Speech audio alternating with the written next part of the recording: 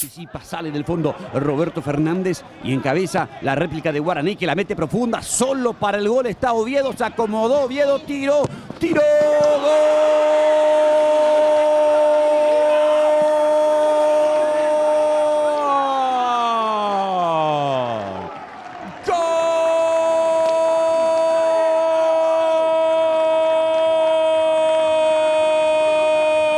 Guaraní, Alfio Oviedo, gran arranque de Roberto Fernández. Para que la corre Piru, va Piru, está en el área, sigue Piru, centro, entra Colmán, le va a pegar, enganchó Colmán, tocó para Florentín, un rebote, palo, Florentín, gol.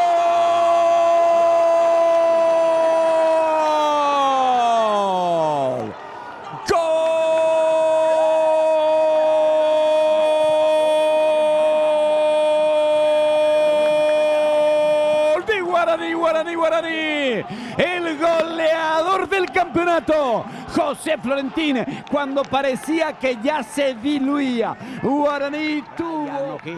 Ojo que Florentín fue amonestado por reclamar la pelota de Richard. Ramón Sosa cruza al remate, el arquero Roque, ¡gol!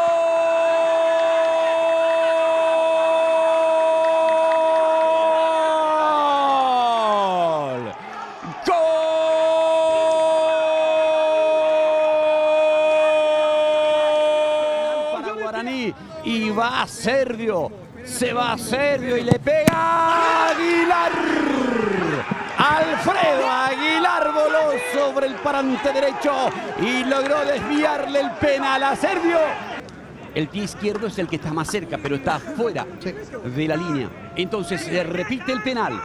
Díaz de Vivar que autoriza y va Servio.